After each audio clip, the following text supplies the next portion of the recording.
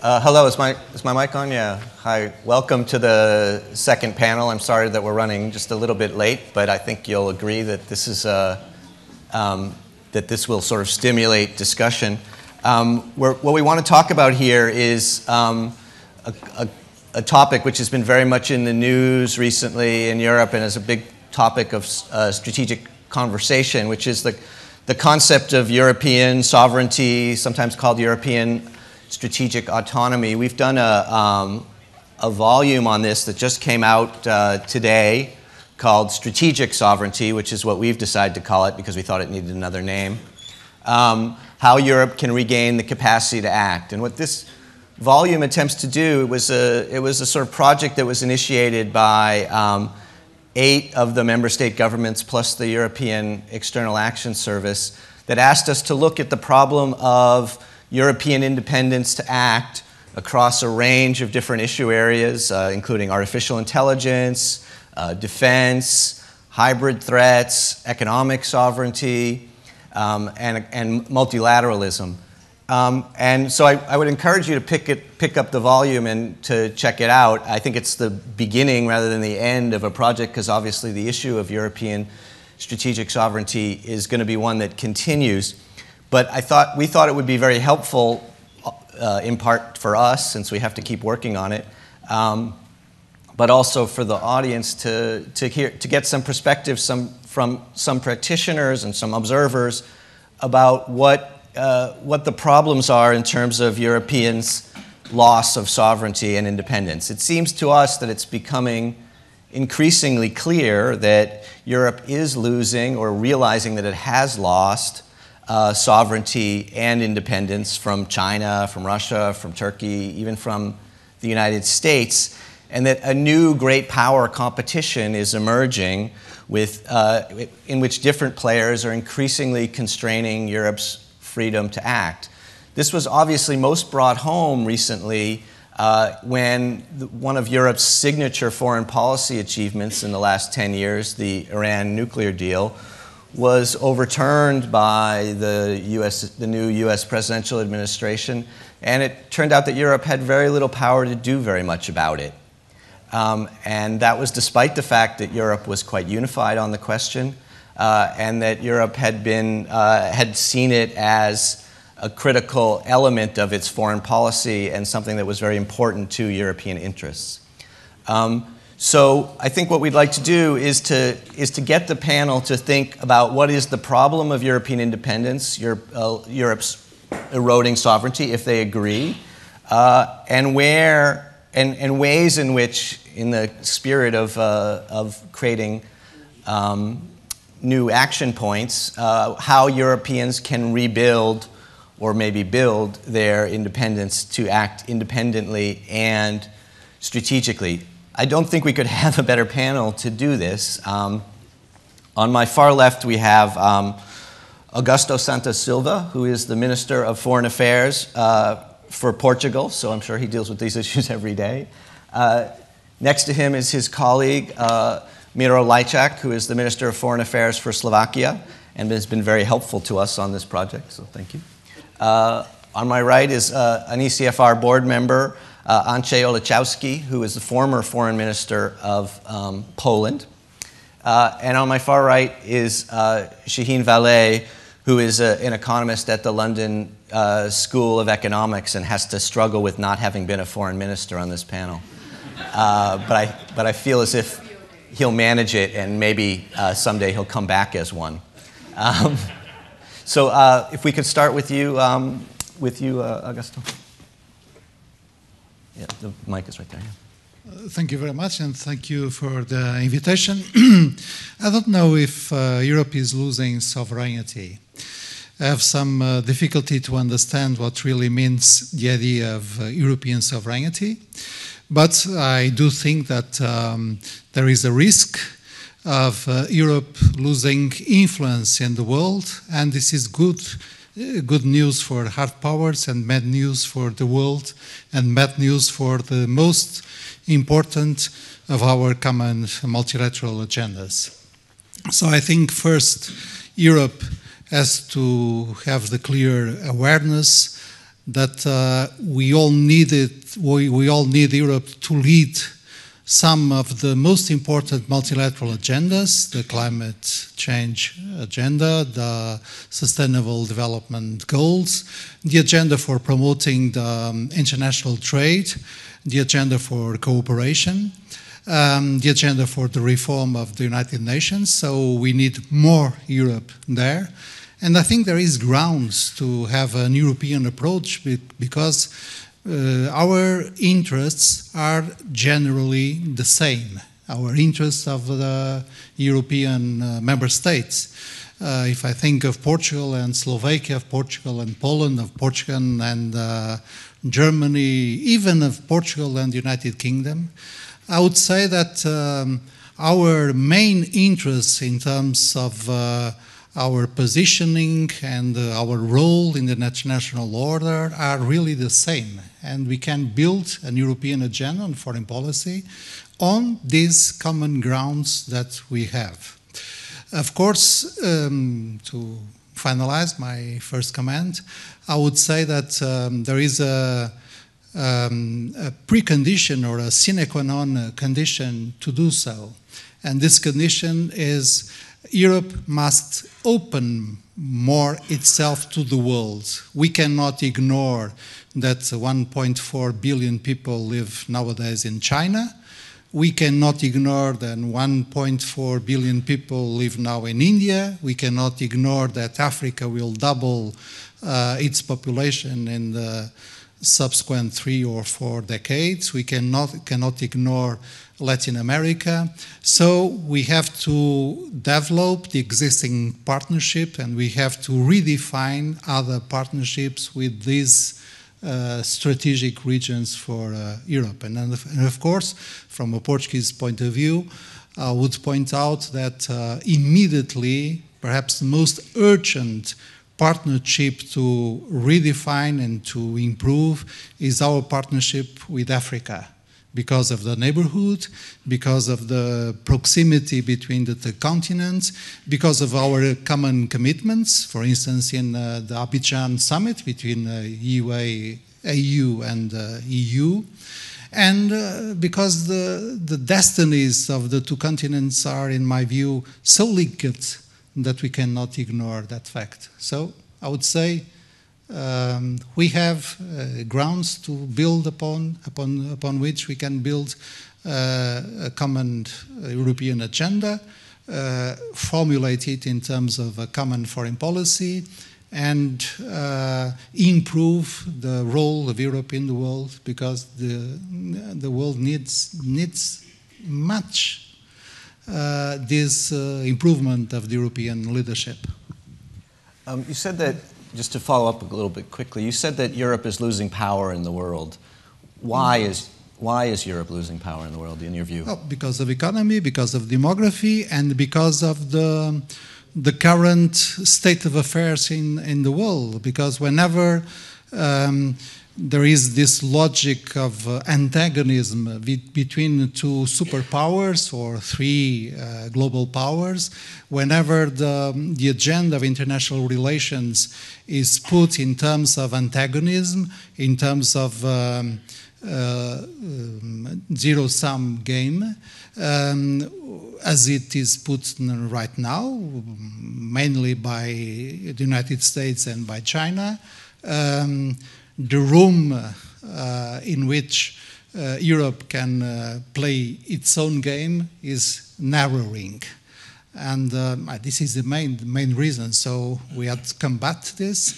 And the only way to combat this is by promoting multilateralism and saying that this logic of zero-sum games is not, in the long term, a positive logic. Miro, just to start you off, and I certainly want you to say whatever you wanted to say, but just to sort of follow up on what the minister was saying, if you think about the situation he's describing is sort of what we meant when we said European sovereignty in a multipolar world, because what he's describing is that there is a much more geopolitical competition these days, much more zero-sum thinking, and that Europe wasn't really constructed for that. And that it's having a lot of difficulty in a world in which the US and China are fighting over Huawei, it's having a lot more difficulty asserting its own interests. Can you talk a little bit, in addition to whatever else you want to say, about how Europe can adjust to that new world? Sure, and I have to start by saying that I agree with Augusto that the sovereignty is not about the ability to act independently from other players, but it's rather about the ability to be taken seriously by the other players, to be equal, to be equally influential and powerful. And this is not the case, unfortunately. Because, yes, we are living in the period when we are transferring from unipolar to multipolar world. And this is not a good transition because, first of all, it's not agreed, it's not regulated, it's very spontaneous. Second, multipolar might sound almost like multilateral, but it's very different. It's actually opposite to multilateral, because if multilateral means that we live in a world which is based on rules and on respect for these rules, multipolar means exactly the opposite. That means creating spheres of influence, grabbing as much territory that I can control as possible. And you see the big players who make no secret, US, Russia, China, that they play by their own rules. You see the regional actors, Saudi Arabia, Iran, Turkey, who are trying to do the same. So this is very dangerous, because that means the bigger you are, the more influential you are, and there is no one who can tell you you are wrong. Right now, there is no authority that can say, I mean, right now you can do whatever you want and walk away without any consequences. That's very bad. And the second reason why I don't like this trend is that European Union is nowhere to be seen. And this is a big problem, because this is our vital world and vital space. Yes, and the problem is that European Union has, as you said, has not been equipped to function in a world where rules no longer apply. And second, that we seem to be too busy with our internal challenges, and there are plenty, but we make a mistake believing that we have the luxury of focusing on repainting and refurbishing our house without looking through the window what's happening out there. Because one day when we are done, we might find out that we don't like the neighborhood at all. So therefore we have to deal with these issues in parallel. European Union has been the strongest when it was able to project this famous soft power, leading by example. No one else can do that, only the European Union. And we must not refrain from projecting these positive models and positive example to other countries. So, and for this, we need to, well, I would say we need three ingredients, because very often we limit the European sovereignty or European, let's say, autonomy to the issues of defense and security. But what we need first is the political agreement, the commitment, the understanding, how we see and where we see our place and our role in global affairs. Second, the political will to act whenever there is a need for us to. And thirdly, of course, to have the tools and to use these tools. And European Union has so many tools that it can use, but right now we do not have the commitment, we do not have the political will, and therefore we are not using the tools, and that's why we are nowhere. But it's about time for European Union to step in, because we are the only players who sincerely believes in rules, in multilateralism, and as I said, we must not oversleep the time when we can still influence the transfer from the unipolar to multipolar world. It seems as if you're definitely agreeing with the diagnosis, both of you, but I'm still a little bit, I want to focus a little bit more on how you get from here to there. This question of political will, which is, I mean, I think is sort of what everybody immediately focuses on, because you don't really see a lot of political will for this in Europe these days. It seems to me to be the critical one, and it connects up with the last panel, actually. You know, if you sort of were to put yourself back 5 years and think about what might inspire Europe to create political will, to have more of a unified foreign policy, to be more focused on the outside world instead of on the inside, house renovations, you might think, well, I don't know, if Russia invaded one of its neighbors, if the United States elected a president who wanted to dismantle the EU and dismantle the world trading system, if China became a lot more aggressive on the international stage, that these things would be very inspirational. And 5 years later, I think we've seen some movement, but maybe not as much as you would expect. At this moment, sometimes it feels like the most ardent advocates of European integration are Vladimir Putin and Donald Trump, but no one's really listening to them. What do you think it will take to build political will for this kind of thing within Europe? We need to redefine our place in the global world, because for 60 plus years we have lived in a very comfortable environment simply following the US leadership. And we have still not come to terms with the fact that we disagree on fundamental issues with the United States. Yeah. And we are sort of shocked and we are unable to say this loudly. And we have practically never said it together as the European Union. So we are still like hoping that things will go to what they used to be and we will continue living the way we used to live. We refuse to accept that this is it. I mean, the things will never be the same. And in the world when everyone is fighting for their place under the sun, we have to fight for ours. But we are reluctant to accept this. Second, we are more integrated than ever before, but we are also more divided than ever before. I mean, all the old prejudices are back in the forefront, West, East, but also institutions and the member states.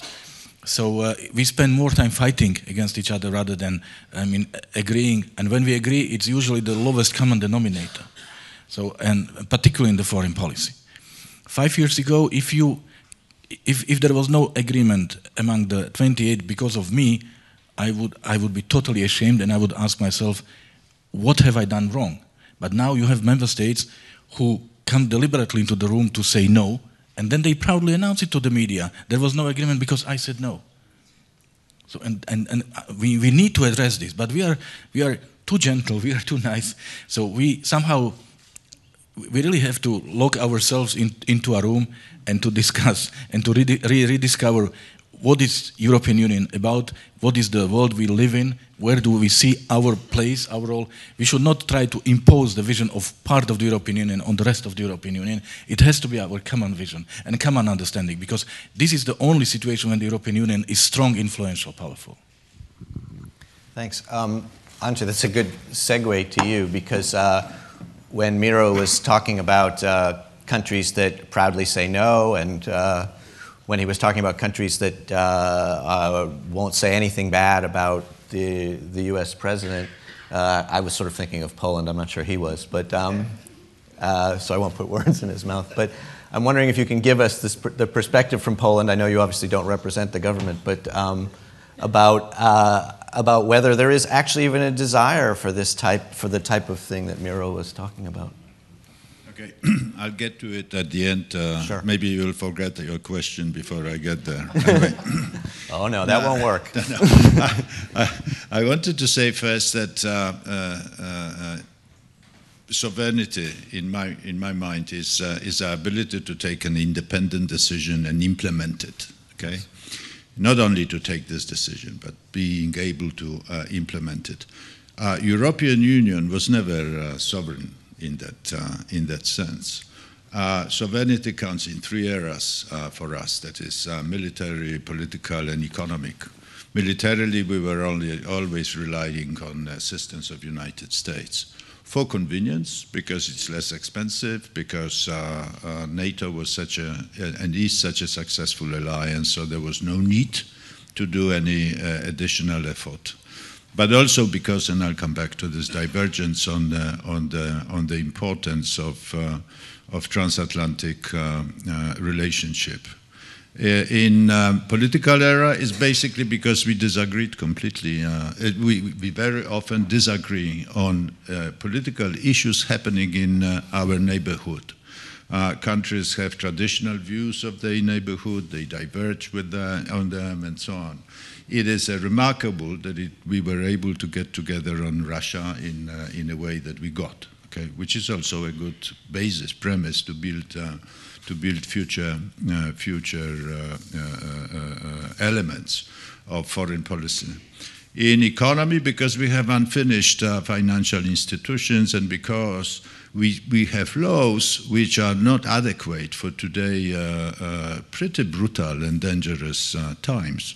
United States has laws which allow them to punish basically anyone who would do something not to the liking of United States using US dollars. We don't have a law like that relating to euro. If we were to implement it, we would be able also to be much more consequential in our decisions and our threats. Now, why all that is mostly why that became such a pressing issue? International situation is one reason. The world is much more benign and much less receptive to our policies based on norms, on regulations, on proposal that the world would be most conducive for international cooperation if we created the network of regulations, of norms, and so on. International cooperation is not the slogan of the day. It's rather international competition, which is the slogan of the day. So we're not equipped for that time. So we should hurry up and build this thing because it may be too late pretty soon. But secondly, also because our citizens request and expect from European Union that it would protect them in all those vital areas, military, political, economy. And European Union cannot do that if it cannot protect itself. So we have to build a material. We have to build this thing. How we do that? We need the process for building foreign policy. We don't have such a process. We have some institutions, we have high representative, we have discussions of ministers and so on, but we don't have the process of building consensus constantly, discreetly, over time to build consensus on different matters. One of the good ideas and tested in the past and worked very well is to delegate these individual issues to groups of countries, that not to bureaucrats, but to group of countries that would feel responsible for working out a European consensus. They would lobby other ministers. They would lobby other countries. We've done it with Iran at one stage. We've done it with Ukraine at another stage. But it's not a process. These are ad hoc projects that could be turned into a process of building policy. There are some elements that would be very tough to deal with. One is, of course, United States, with obviously different. We saw it on one of the slides, how Europeans differ in their attitude to United States. There will be other issues which are also so strongly and emotionally tainted in European debates. But the fact that some of them will be so tough, what is the answer? The answer is to discuss them seriously, honestly, looking for a solution. If we can't find it, too bad. It will be easier to find, as I say, if a group of countries was delegated to work out a consensus, because they would feel responsible for that. What can I tell you? That this is now fashionable to take a strong position and not be open to any compromise. I believe it came from U.S., from U.S. Republicans, in fact, and it's somehow so many great American inventions. Yeah, so much. I'm afraid infected also European policy. It is also a type of posture which is frequent, which is appreciated in a right-wing politics, right? To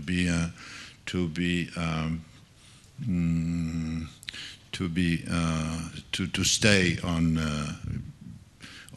your position.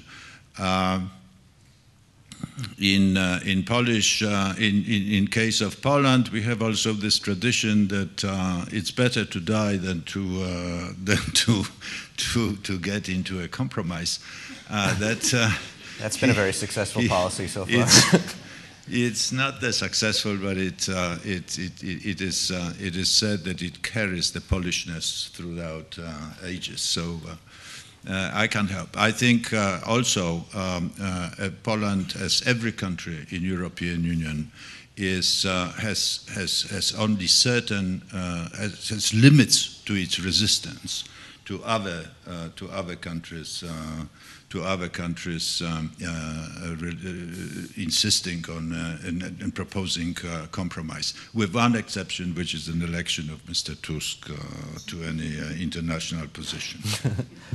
But just to follow up really quickly on that, you mostly answered my question, but is there a specificity in Poland in terms of its relationship to Brussels and Washington that makes this a particularly difficult issue in Poland? No, I don't think so. I think, in fact, I may be wrong, but I believe that Polish politics may be now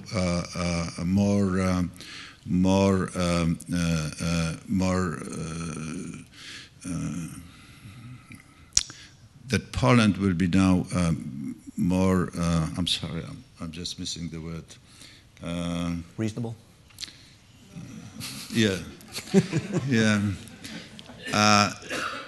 We had in its current term, the government, the PIS government, had to show its anti-establishment and revolutionary, if you want, credentials, and that included also its policy towards Brussels, where they were electioning originally on the ticket of its change, because it was policy of submission, of following German instructions, of turning Poland into a German-Russian condominium and that kind of things. Yeah. So you had to show your colors. You had to show and prove your credentials. Now that is gone. The current election were run by this party on the very pro-European ticket, that Poland is the heart of Europe. So Poland cares for Europe. Poland will never leave from Europe. And therefore, I think this will be a more moderate policy, and there is no need for show-offs anymore. Okay. Shahin, France is, at least reputationally, is nearly the opposite of Poland in this regard, that it's been really a leader, particularly under President Macron, in its willingness to sort of assert the need for European strategic autonomy, even one that is much more independent from the United States than a lot of countries, particularly in the East, would prefer. How do you see this evolving in France, and how do you see what is it that President Macron is looking for when he's calling for a strategic autonomy and a strategic sovereignty?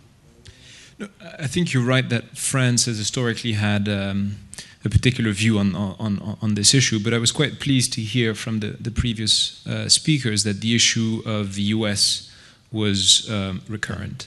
And what used to be a very marginal and sort of isolated view of France seems to be getting a bit more traction. And I think I would describe it in the following terms. What we seem to be experiencing with the US is something of a Freudian crisis of an Oedipus nature. And it was very, I think, difficult for Europe to come together and sort of kill the father for a while. And I think we have now the ideal father figure that we could probably come around and kill together. And maybe I'll end the image here before before the Secret Service intervenes. But I think there is a consensus building, and it's been a consensus that took a while to build. I mean, the ECFR was started after 2003 and the Iraq invasion, and the need for Europe to come together and build a common foreign policy view. We've made some progress to that end, but not complete. And we seem to be continuing to make these progress. I think if we look, in 50 years' time, if we look at the period that started in 2003 and that takes us to where we are now, we'll probably look at this period as a very formative moment for Europe. I think the problem, and I go back to the image, is that it's much easier to kill the father when there is a single father-son relationship than when there is a group of siblings that have different love-hate relationship with the father. And this is where we are now. We are a group of siblings with very different relationships towards the father, and we cannot quite come around to agreeing on what to do with daddy. I worry very much that one reason why we cannot come around to agree is because there is a profound conflation between economic and strategic interest. And this is where I think that economists, and I plead guilty, are immensely impactful in this discussion and in the wrong way.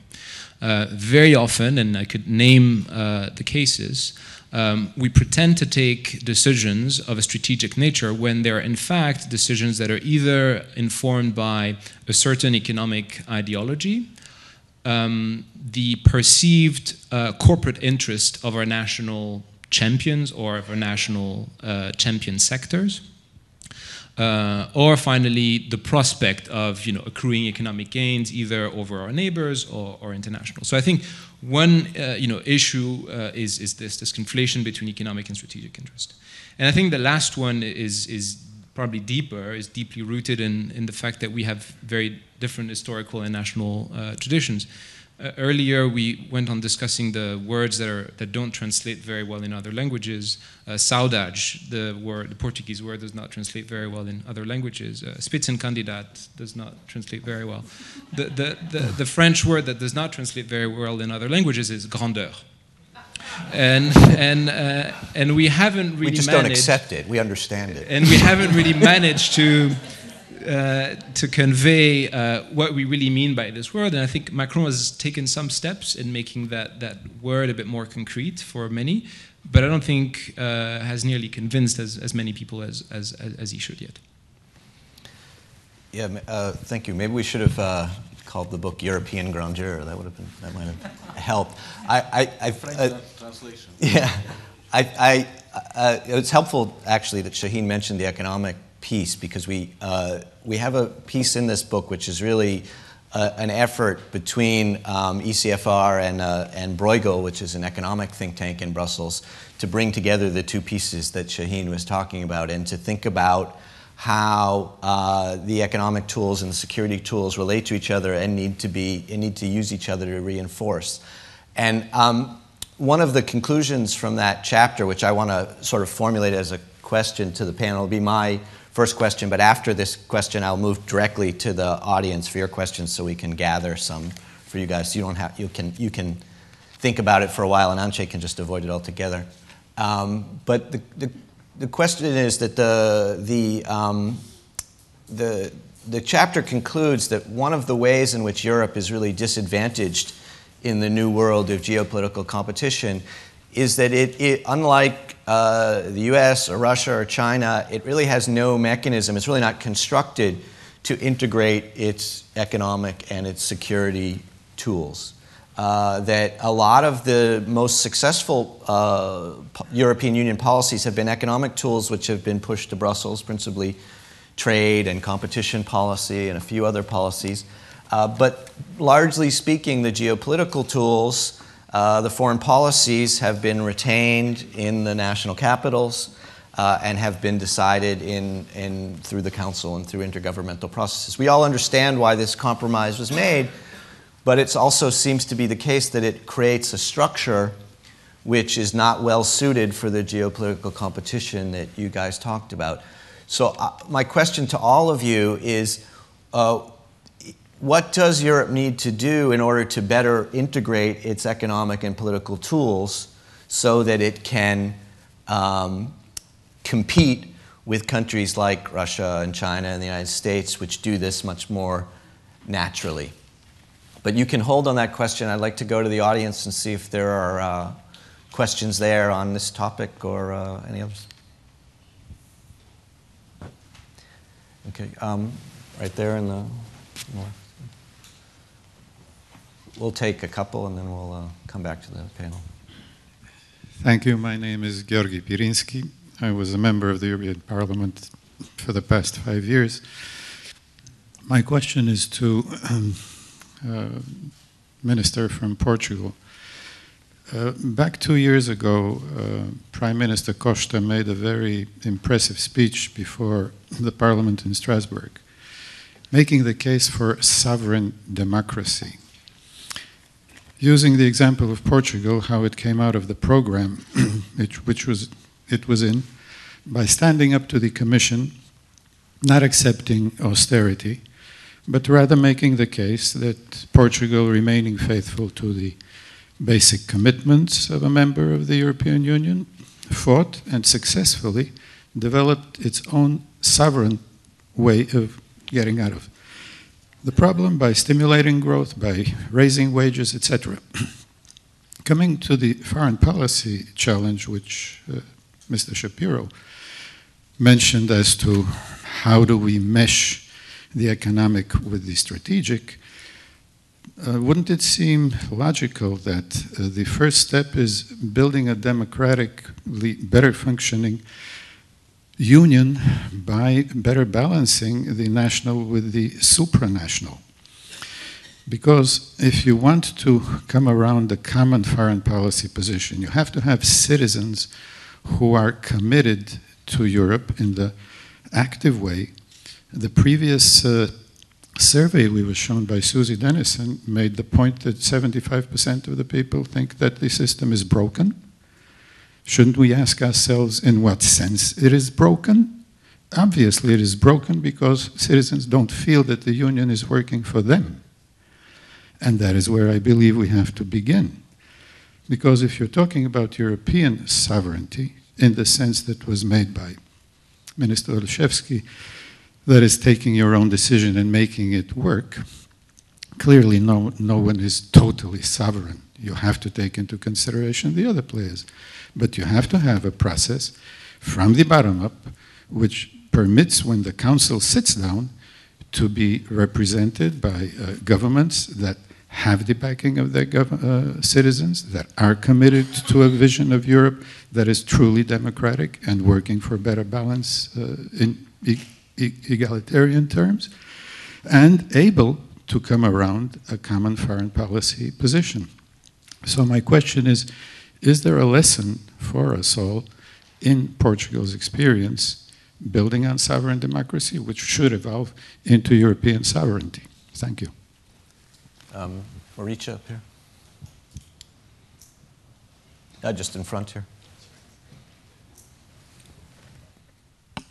Thank you so much. Marietje Schaken, for 5 more days a member of the European Parliament. 2 short questions. One about trade, the area where Europe is relatively sovereign, but the question I would like to put to the panel is how strategic has it become and what does it mean for Europe? My second question is about the sort of systems competition we're seeing at the intersection of trade, technology, security, human rights, especially coming from China, and whether the way to meet that would push back the transatlantic partners, not so much by choice perhaps because of all the problems Shahin laid out, but because of necessity. And why don't you pass the mic to just right in front of you? Yeah. Thank you. My name is Jaakko Iloniemi. I'm from Finland. I think we have several problems here with the image of the European positions in world affairs. One, of course, is to agree on the substance of an issue, and the other one is how to present it. The major powers have faces. There is a Putin, there is a Trump. But Europe has no face, or rather, it has too many faces. And if even there is a difference between the messages that these faces utter on the same substance, no wonder if the common man thinks that there is no common policy. What could be done about it? We do have a high representative, but that person is not understood to be the voice of the European Union in many instances. Other individuals in the leadership make that claim, often probably for their own political purposes, in order to underline their role in this game. Could you have any suggestions on how to give Europe a face? Let's go back to the panel for that. It's interesting, I think, between the first and third questions, arguably the first one was about how Europe needs more democracy, and the second one was maybe about, the third one was about maybe how Europe has too much democracy and too many leaders and too many elections, and therefore no sort of strongman type figure, which seemed to be very popular today. So we'd be interested to hear in your responses if you could reconcile that or express an opinion on it. But and you can take any of the questions that you want. Okay, so I will focus myself on a very important issue that I think is crucial for European integration. It is at the same time the tension and the needed intersection between unity and diversity, because it is at the heart of the European integration and of the European Union. We must be united in defending our common set of values and principles, and in providing to ourselves a common framework in which we can and we must develop our own national policies, including in foreign policy. For this, I think we need many steps. One of it, which was suggested by Andrzej, we need to trust more each other. So, for instance, I need that my European fellows understand that Portugal and Spain are at ease in the relationship with Latin America, or Portugal is at ease in the relationship with Africa, and they can trust us in the information we can provide and the perspective we can draw. And reciprocally, I trust Slovenia or Croatia in what regards what would be our view towards the Balkans, or I trust Poland and the Czech Republic and Germany in what relates to our relationship with the Eastern neighborhood. So I think that the idea, Andrzej's idea, is a very productive one, and we are doing this, but we could do it more. Take, for instance, the International Contact Group for Venezuela. The 28 until now truly trust, have confidence on the 8 member states that organize themselves in order to push a European approach to Venezuela, trying to contribute to a Pacific transition in that country. Upon this common framework, the most important, this is at the starting point a common framework of values and principles, and then a shared interest. We can and we must build at national perspectives. Of course, for a country like Greece, the definition of its foreign national policy is not grounded on the same principles and interests, for instance, of Portugal, and the same goes to Ireland, and the same goes to Denmark, and so on. So this tension between unity and plurality, unity and diversity, is really a driving force for European integration. And one of the reasons that I fear the expression European sovereignty is that it seems not a proper formula to express this balance between unity and diversity, this balance between European perspective and national different perspectives. Again, I can easily agree with you when you say that sovereignty is our capacity to take independently decisions and to put them in practice, implement them. But if I think in terms of security and defense, I should say that the sphere of our sovereignty in that area as Europeans is larger than Europe, is the North Atlantic arena. And I don't think that we have any interest in helping the Anglo-Saxons in their attempt to withdraw from the transatlantic bond. And I really mean Anglo-Saxons, claiming that we can see this move both in the United States and in the United Kingdom. But we should not facilitate their attempt, because the North Atlantic is really the geography adequate to think on the interests of both the United States and the European Union in terms of security and defense. And same goes for other areas. But I really wish to stress this idea that this is not,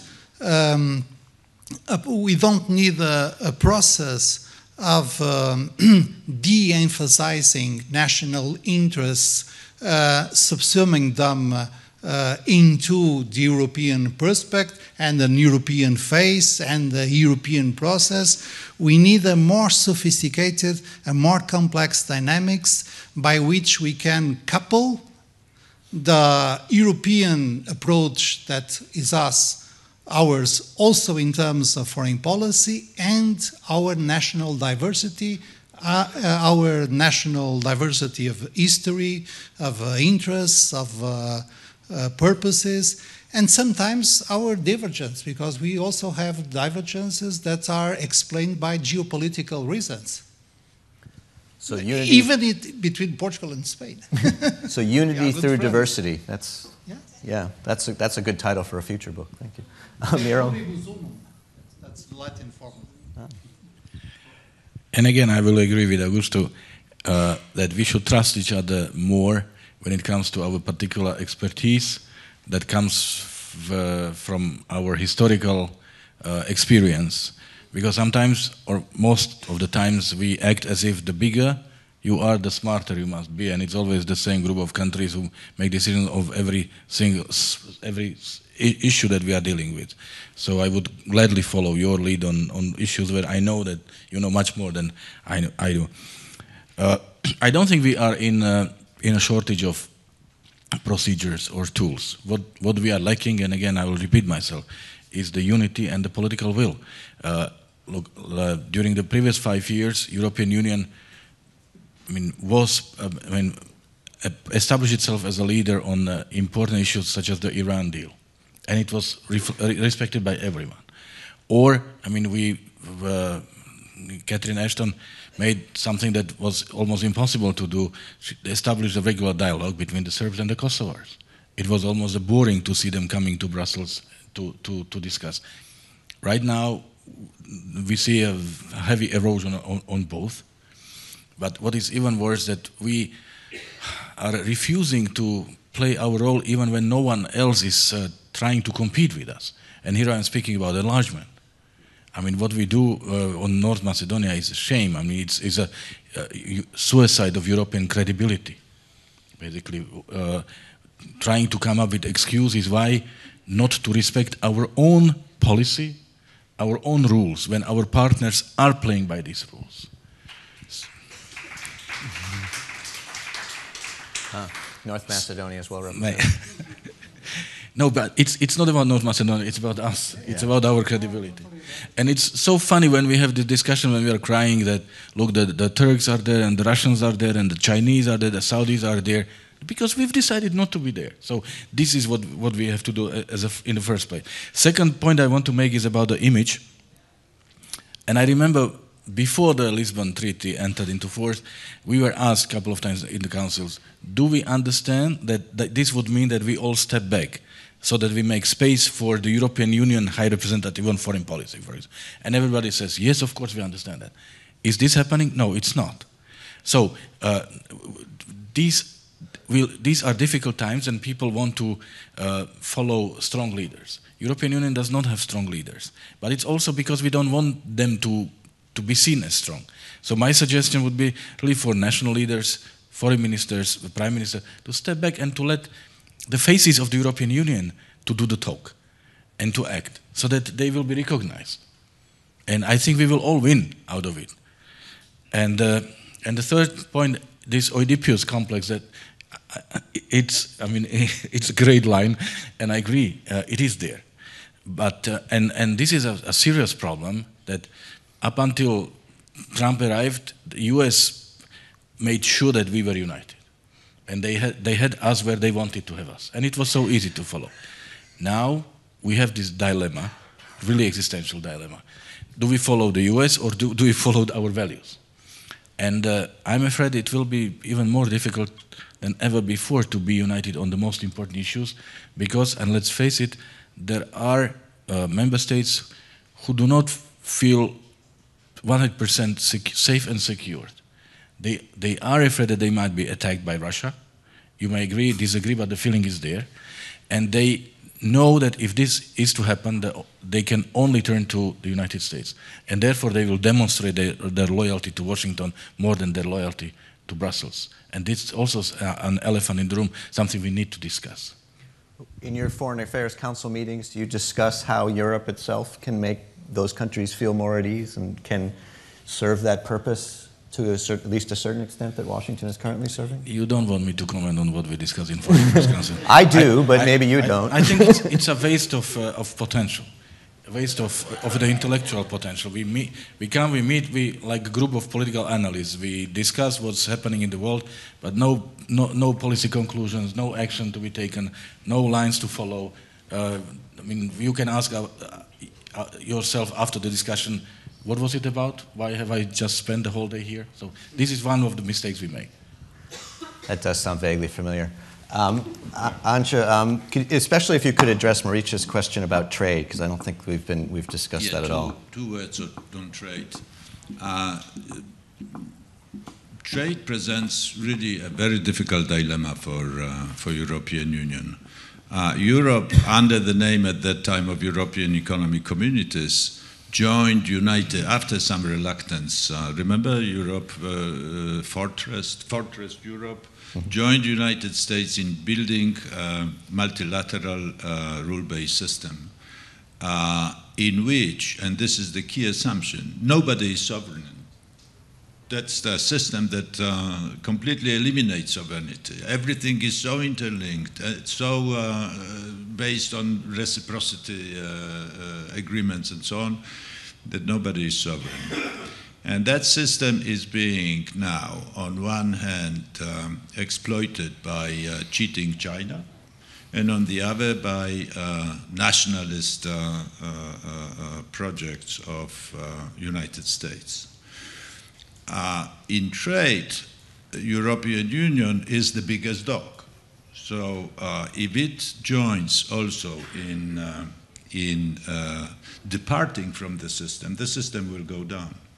And that was one of the, I truly believe in it, one of the biggest achievements of humanity, the open, rule-based, multilateral trading system. It brought explosive growth of international trade, and it brought out of poverty hundreds of millions of people. So it's really hard to do. I would still probably advocate to create some guns, but not to use them. Create guns and say, if you do that, we'll do that, and that will be to our detriment, particularly in a finance era, not so much in trade, that is tariffs and non-tariff barriers, but in financial flows, whereas Europe could do something to counterweight, to counter, what we call blocking sanctions and that kind of things. There are some good ways of doing. On transatlantic relationship, I want to say that it is not only for us in my part of Europe, but it's a key relationship. It's anybody who wants to destroy it should be eliminated from politics right away. What I say is that people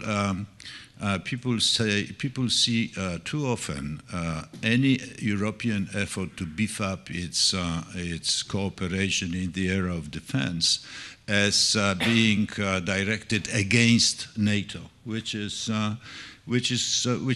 It doesn't have to be like that. There are obviously Europeans who would feel more comfortable if they could. If they could channel additional financial and other efforts through a European vehicle within the NATO. So one thing that I was advocating for years now, but with no luck at all, is that European Union should have its chair, its seat in a NATO council.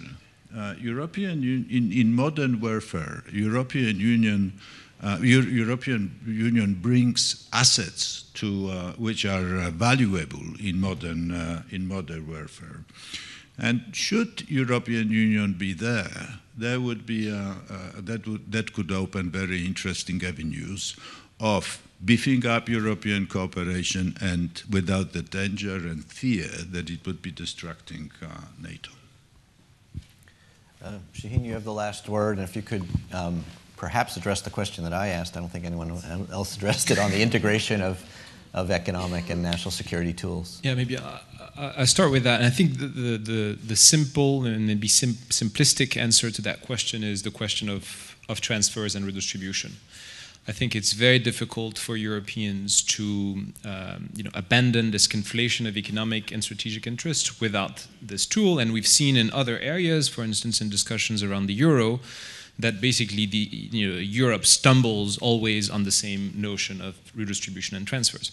To take a very concrete example, it's very difficult to convince European countries to abandon Huawei's 5G's infrastructure and convince them to buy Ericsson and Nokia because it's just a lot more expensive. So they all view it as a direct transfer from basically any European country to Ericsson and Nokia, and they're helped in thinking that by the corporate interest of each given country that press their national governments in that direction. The only moments where we're able to go over this is when we built basically an infrastructure that organizes transfers between countries, and effectively Airbus is a big company that organizes such transfers to the point of absurdity whereby we basically transport airplane wings from one end of the continent to the other so that it's assembled in different ways and such that everybody benefits from the supply chain. But through this redistribution mechanism, we have an agreement to build a European champion that in the end has benefited all of us. I think we can rebuild these tools in other areas, but so far we haven't, and we really give the perception, including the French, that when we push for a common European defense industry, what we really mean is, why don't you all buy French, military and aeronautical instruments? And I think that's one area we need to address. Maybe quickly on the point of democracy, which I think was very important. We might overcome the issue of building a common capacity in doing the things that I've just described, but we might not overcome the issue of how do we decide on the use of force or on the use of a certain policy together. And this is where I think the democratic issue is key, and it links also to the incarnation. And this is where I think we have a lot of work to do. We have a very dysfunctional European democracy, and we're not making a lot of progress in that area. And I'm a bit saddened that the current nomination process seems to be unanimously rejecting the idea of a Spitzenkandidat, which, for all its faults, and there are many, was one way of creating an incarnation and giving a form of political legitimacy to one actor which could be able to take executive decisions on behalf of the EU and be accountable for these decisions in front of European citizens. So I think that's one area where I'm afraid we're not making a lot of progress and where I think we should. There is a last question on trade and systems. I'll take that as one, because I actually think that trade policy, even though Trump is bringing us back into a sort of tariff discussion, trade policy has effectively become a question of normative power and a question of standards. And therefore, it's really about systems. And here I think, and that's not going to please those who really want to uphold the transatlantic alliance as far as possible, but here I think we should think of Europe as, trying to create its own autonomous normative power. And this is why I was skeptical about TTIP, for instance. And this is why I think the new landscape now offers some opportunities for the EU to build that. And maybe a last word, if you allow me.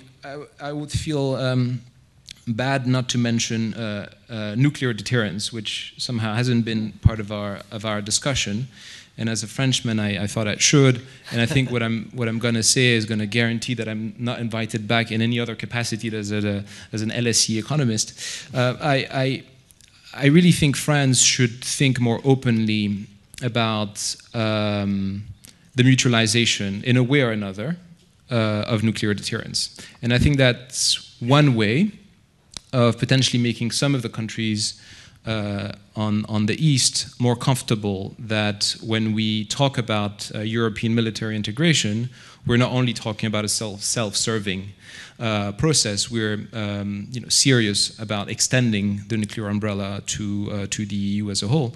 We have gone quite far in this discussion in the past with the UK. We have with the UK an agreement insofar as nuclear deterrence that is quite far-reaching. I mean, effectively, the agreement we have considers that the UK and the UK's nuclear interest are France's nuclear interest, which is quite far. And I think a model like that could be expanded to, maybe starting with Germany, but then could be expanded to the EU. So I know ECFR has written about this, which hasn't been picked up very much, but I think that's a topic that should be a bit more part of the discussion. Thanks. I think he's referring to a paper by Manuel Lafont-Rapney, Eyes Wide Shut, which is really all about this topic. So please join me in thanking the panel for a very interesting, if not conclusive, discussion.